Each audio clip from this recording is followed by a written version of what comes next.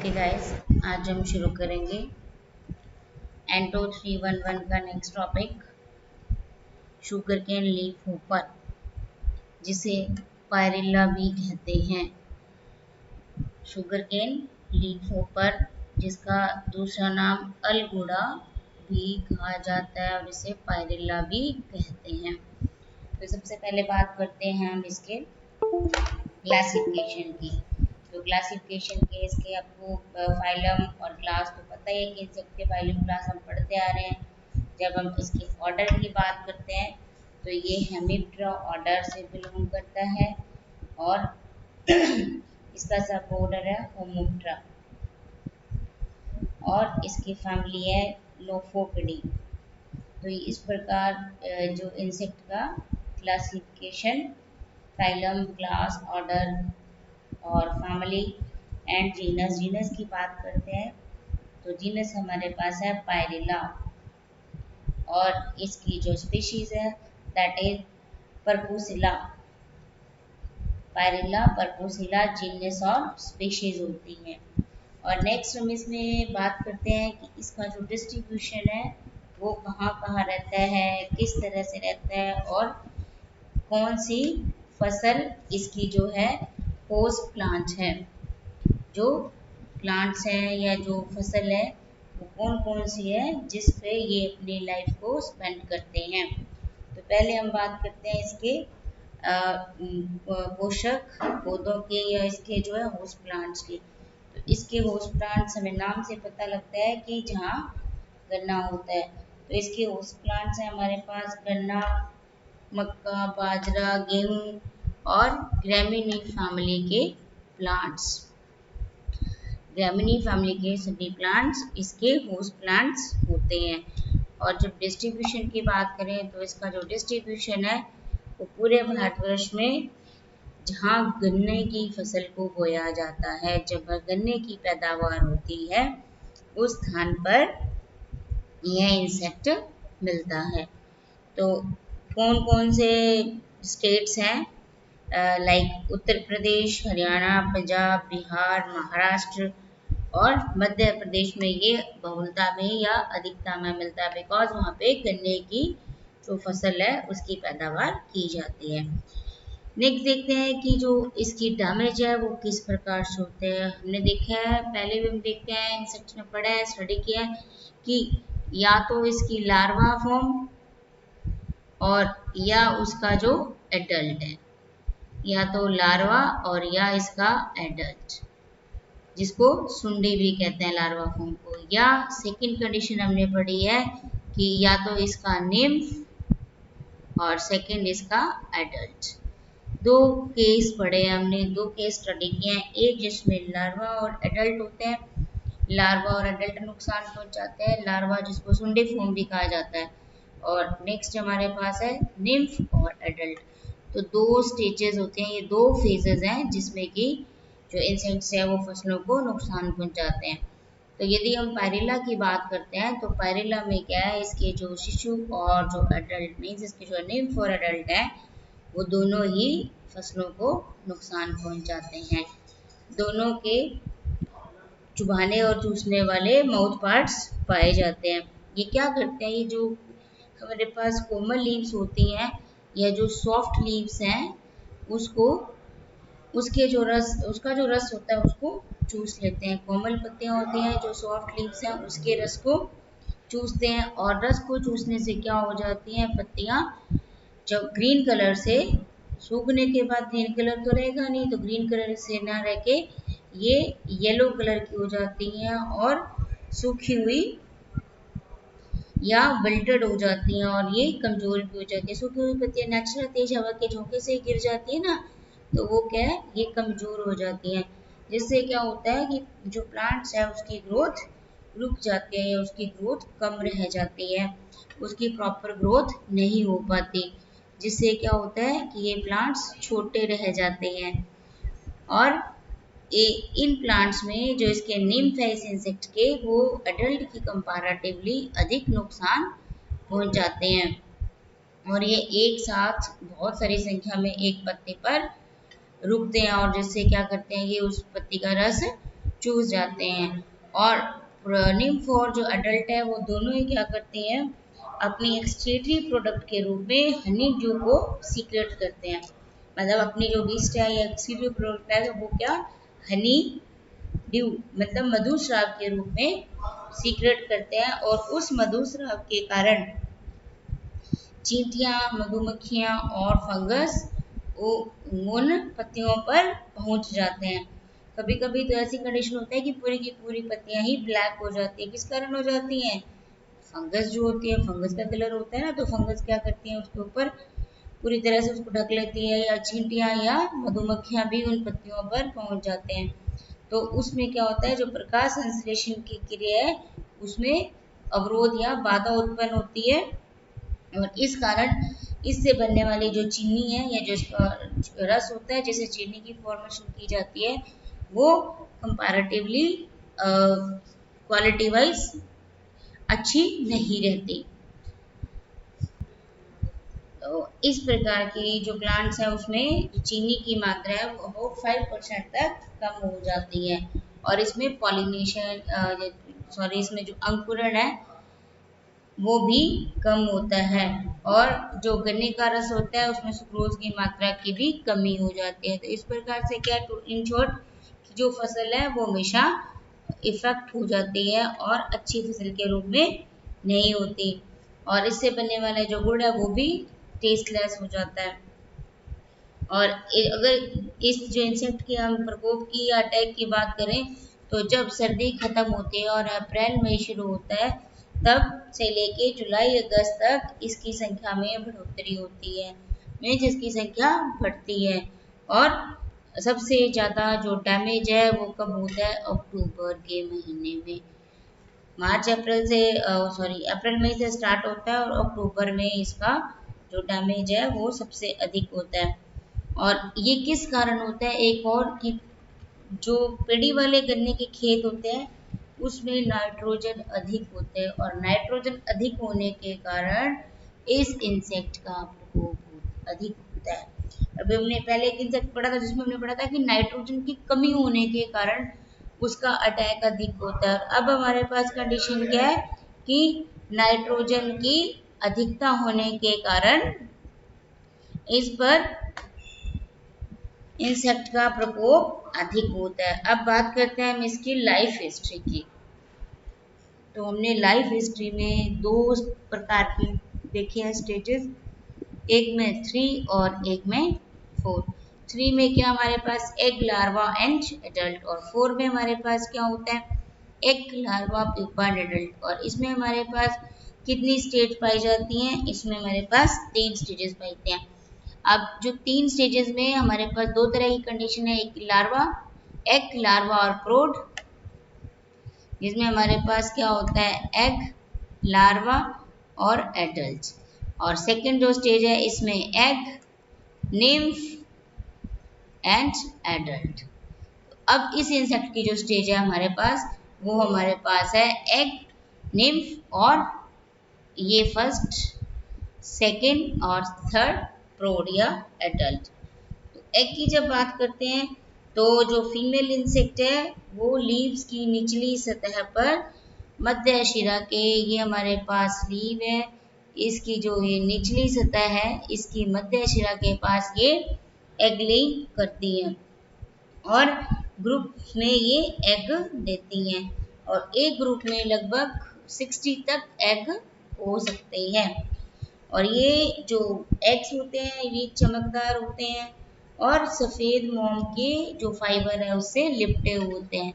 Means egg के चारों तरफ क्या होता है, वाइट कलर के वैक्स के फाइबर से लिपटे हुए होते हैं। और आकार में कैसे होते हैं, आकार में ये अंडाकार होते हैं और लगभग 1 मिलीमीटर व्यास के होते हैं। और अगर इसकी हैचिंग की बात करते हैं तो साधारण जब कंडीशंस होती हैं, नॉर्मल कंडीशंस में जो एग है वो 7 से 11 डेज तक हैच होकर फूट जाता है। जबकि अगर सर्दियां हो, कितने दिन, 7 to 11 डेज में हैचिंग होके एग फूट जाता है, जबकि सर्दियों में इसको लगभग 40 दिन का टाइम लगता है। इन्वायरमेंट कंडीशन चेंज होगी, सर्दियों और गर्मियों में कितना वेरिएशंस के कारण एग एचिंग के टाइम में वेरिएशंस आ गई। 7 to 11 डेज नॉर्मल कंडीशन में यदि सर्दियां हैं तो 40 डेज में सर्दियों में जो हैचिंग टाइम है या जो अंडे को पक कर फूटने का टाइम है वो लगभग 40 दिनों तक रहता है। और सर्दी के दिनों में क्या करते हैं, जो फीमेल इंसेक्ट एग कहाँ देती है, तने और पत्तियों के जॉइंट्स पर। ये हमारे पास तना है और तने से यहाँ जो पत्ती निकलती है इसके जॉइंट पर एग लेइंग की जाती है सिर्फ सर्दियों में। और क्यों की जाती है, ताकि सर्दियों में वो प्रोटेक्टिव रहे या सुरक्षित रहे।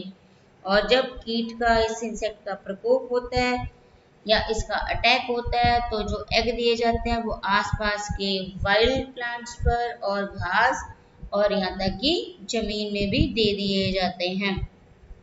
और एग देने का जो टाइम है वो अप्रैल से नवंबर तक होता है। मीन्स हमने पहले भी पढ़ा है कि इसकी जो संख्या है वो अप्रैल के बाद बढ़ना शुरू होती है और इसका जो अधिक प्रकोप का टाइम है वो अक्टूबर रहता है। नेक्स्ट हम बात करते हैं इसके शिशु के या निम्फ की।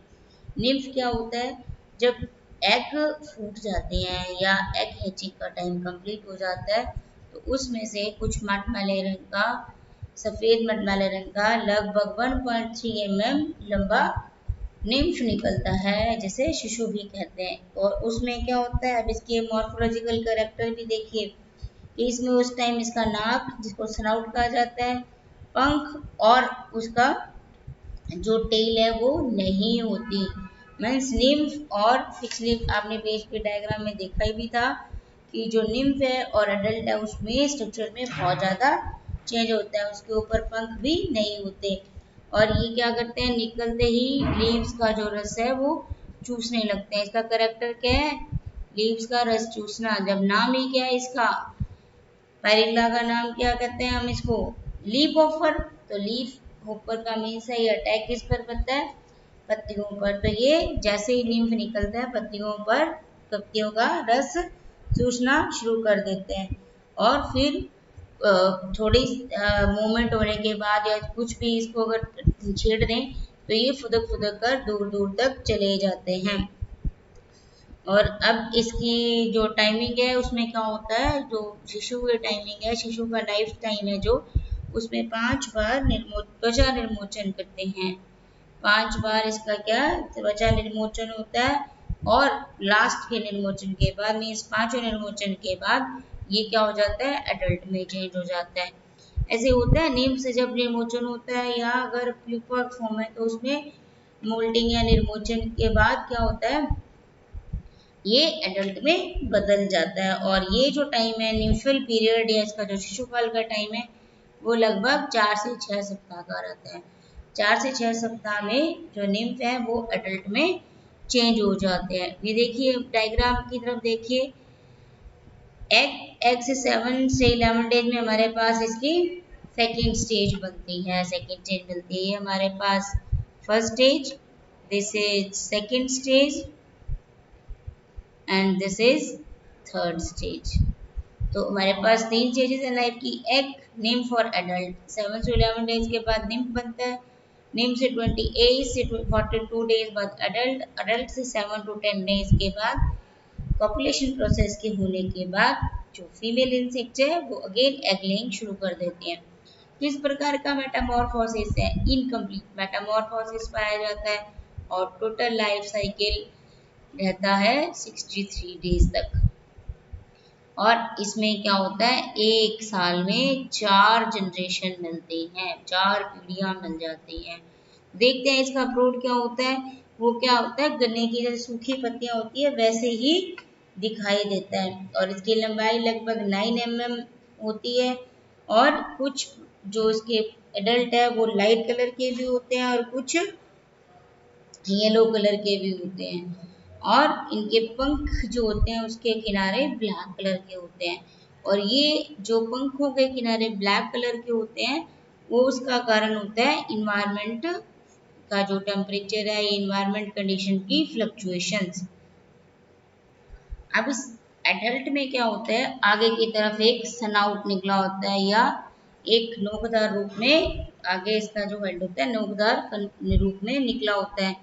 इसकी जो आंखें हैं वो बड़ी होती हैं और वक्ष पर 2 जोड़ी पंख होता है, 2 उसके ऊपर छाया रहते हैं। मतलब पंख क्या होता है, इसकी बॉडी को पूरी तरह से कवर करके रहते हैं और जो उसका उदर है उसके भी काफी पीछे तक निकले रहते हैं।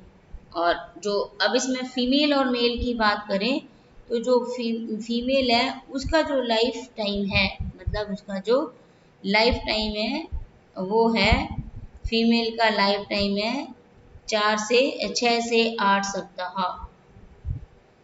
फीमेल का लाइफ टाइम 6 से 8 सप्ताह, जबकि मेल इंसेक्ट का लाइफ टाइम है, मेल की बात करें तो मेल इंसेक्ट का लाइफ टाइम है 4 से 6 सप्ताह। फीमेल का लाइफ टाइमिंग लगभग 2 वीक मेल से अधिक होता है। और इसकी एक स्पेसिफिक और करेक्टर है कि जब सर्दियाँ आती हैं तो ये जो इंसेक्ट है वो मर जाता है। बताया ना कि अक्टूबर तक इसका जो प्रकोप है वो मैक्सिमम रहता है और नवंबर तक इसमें एग दिए जाते हैं और इसकी जो ग्रोथ है या जो इसकी लाइफ स्टेजेस है वो चेंज होती है, हमें नई जनरेशन मिलती है। और जब सर्दियाँ आ जाती हैं तो ये इंसेक्ट सर्दियों में मर जाते हैं, जिसमें सिर्फ ब्रूड मरते हैं, एडल्ट जो इंसेक्ट्स है वो मर जाते हैं, जबकि जो निम्फ है वो जीवित रहते हैं। और पूरी लाइफ को पूरा लाइफ टाइम है जो इसका साइकिल है, लाइफ साइकिल, उसको 42 से 63 डेज लगते हैं और 4 जनरेशन पाई जाती हैं।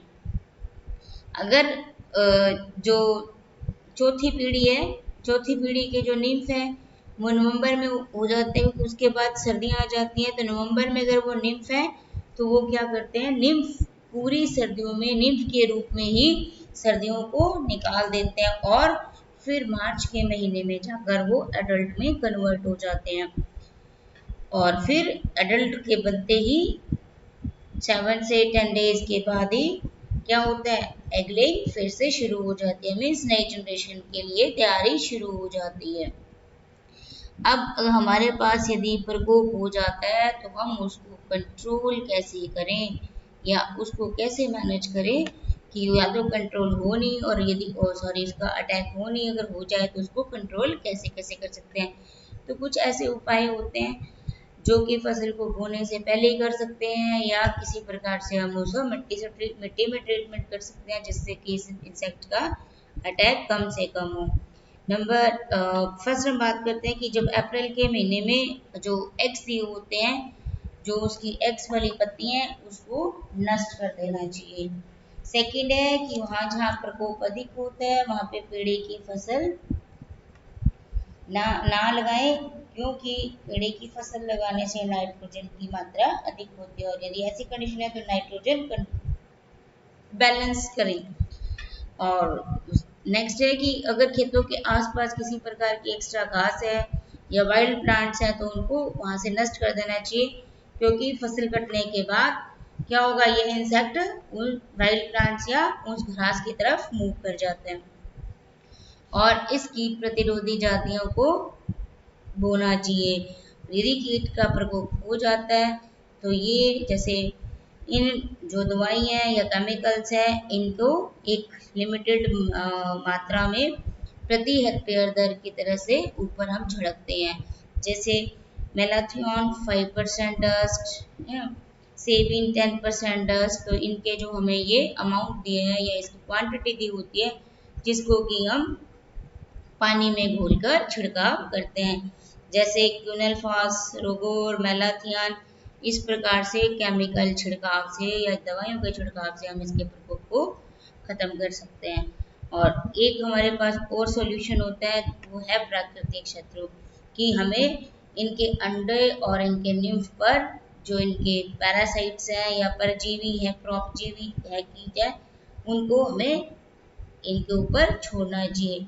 जैसे एग पैरासाइट्स हैं जो एग को ही नष्ट करेंगे, फिर एग के शिकारी कीट हैं जो इनका एग को खा जाते हैं, शिशु परजीवी हैं जो इनके निम्फ को नष्ट करते हैं, और परजीवी कवक हैं जो इनको इन इंसेक्ट को नष्ट करते हैं। तो इस प्रकार हम कंप्लीटली जो ये पायरिला है उसका अटैक कैसे होता है, पायरिला का अटैक की जो कंडीशंस है क्या रहती हैं और इसका कंट्रोल हम कैसे करते हैं।